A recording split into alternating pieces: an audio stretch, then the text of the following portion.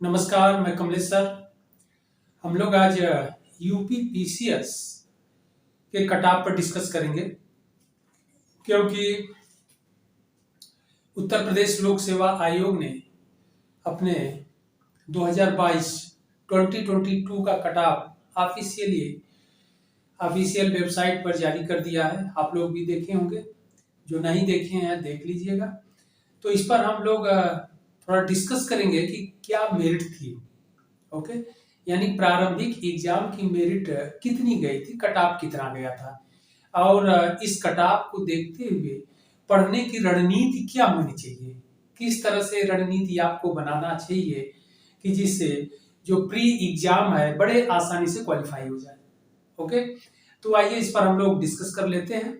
लेकिन यहाँ पर सबसे बड़ी बात यह देखना है कि यूपी पीसीएस 2022 का जो कट ऑफ आयोग के द्वारा, उत्तर प्रदेश लोक सेवा आयोग के द्वारा जारी किया गया है, उस कट ऑफ पर अगर हम एक दृष्टि करते हैं, यानी इस कट ऑफ पर नजर करते हैं, तो हम पाते हैं कि जनरल का, यानी अनारक्षित वर्ग का, जनरल क्लास का, जनरल क्लास का जो कट ऑफ गया है ओनली 111 111 नंबर गया है।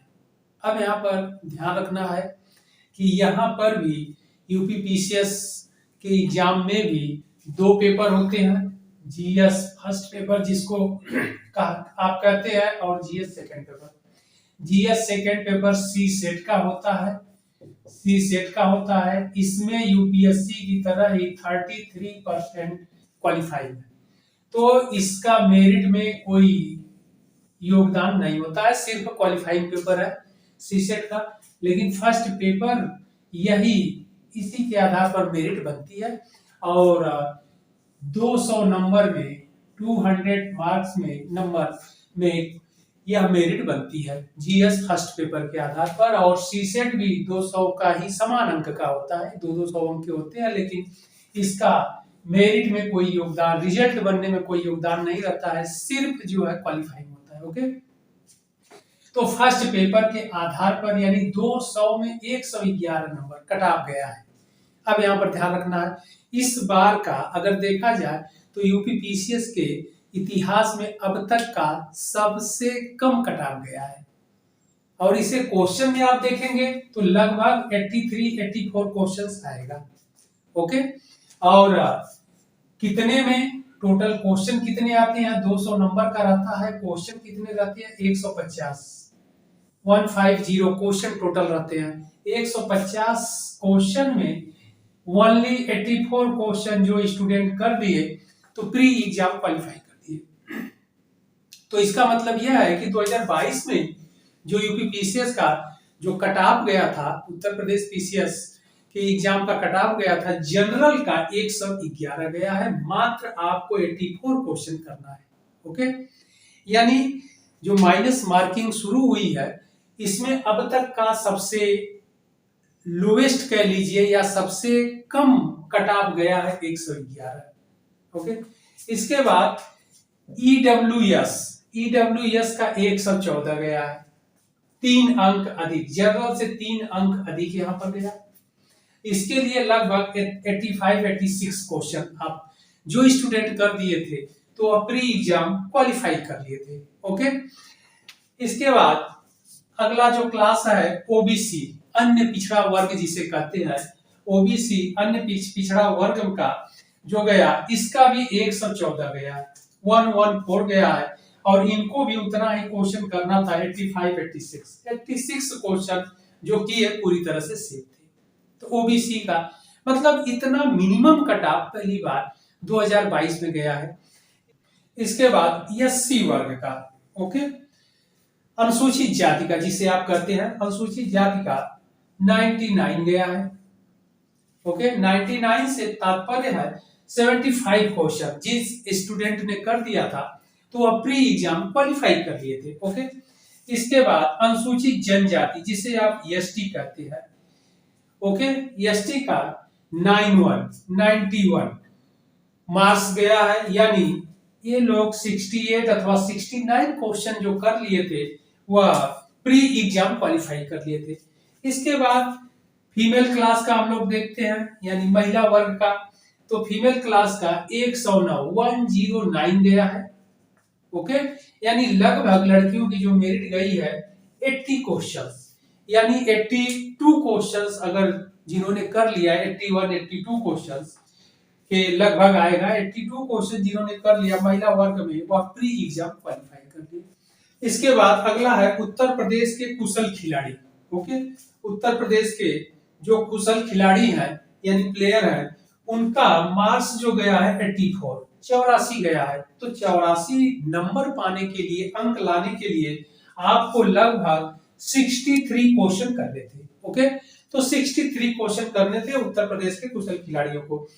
इस प्रकार इस कट ऑफ देखने से यह लगा कि मेरिट यानी माइनस मार्किंग में मेरिट हाई नहीं जा रही है, यानी अब तक का सबसे मिनिमम स्कोर है।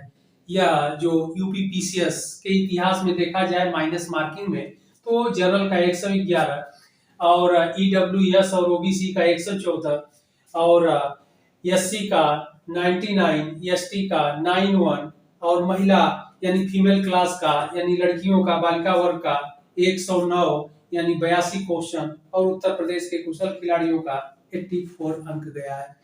तो इससे आपको लगता है कि प्री की जो मेरिट है बहुत हाई नहीं जा रही है, लेकिन आपको जो भी पढ़ाई करना है पढ़ाई कम करिए, अच्छे से करिए, साइंटिफिक तरीके से करिए, स्मार्ट तरीके से करिए। ओके, और पढ़ाई करते समय एक चीज आपको ध्यान रखना है कि पूरे सिलेबस को अगर आप कवर नहीं कर रहे हैं तो जितना पढ़िए अच्छे से पढ़िए और प्री एग्जाम क्वालिफाई हो जाएगा, श्योर एज सर्टेन। और प्री एग्जाम के साथ साथ आपको मेंस की तैयारी जारी रखनी पड़ेगी, अन्यथा प्री का रिजल्ट आने के बाद आपको इनफ जो टाइम है, पर्याप्त समय नहीं मिल पाता है। इसलिए मेंस एग्जाम देना बात अलग है, क्वालिफाई होना अलग है। तो मेंस एग्जाम क्वालिफाई कर पाना बड़ा टफ हो जाता है। क्यों? क्योंकि मेंस में आपको नॉलेज का डिलीवर करना पड़ता है और वह नॉलेज कहाँ अभिव्यक्त करेंगे, ज्ञान कहाँ आप दिखाएंगे, कॉपी पर आपको लिखना पड़ता है वहां पर। और जो आप लिखेंगे उसी के आधार पर, उसी के अकॉर्डिंग एग्जामिनर आपको जज करता है, आपके ब्रेन को, आपके पर्सनालिटी को। पर्सनालिटी तो इंटरव्यू में चेक होता है, लेकिन फिर भी शब्दों से कहीं ना कहीं कुछ बातें आ जाती हैं कि आपका सोच कैसा है, तरीका कैसा है, अभिव्यक्ति कैसी है।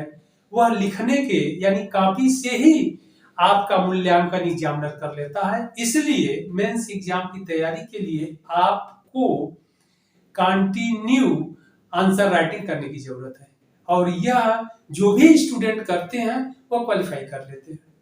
ओके, वह फाइनल रिजल्ट उनके हाथ में आ जाता है, यानी फाइनल रिजल्ट में उनका नाम रहता है। इतना ध्यान रखना है। अगर जो स्टूडेंट आंसर राइटिंग करने से भागेंगे, एग्जाम सोचेंगे कि जब प्री का रिजल्ट आ जाएगा, बहुत से ऐसे हैं स्टूडेंट कि वो अपना टाइम सेट ही नहीं कर पाते हैं, पढ़ने का जो टाइम टेबल होता है उसको सेट ही नहीं कर पाते हैं। उनका ये मानना रहता है कि प्री एग्जाम पहले टफ है, प्री एग्जाम निकाल लो, इसके बाद मेंस की तैयारी में लगो। तो फिर बड़ा दिक्कत हो जाता है और उनके सामने इतनी प्रॉब्लम क्रिएट हो जाती है प्री का रिजल्ट आने के बाद कि वह मेंस के लिए खुद भी तैयार नहीं हो पाते हैं।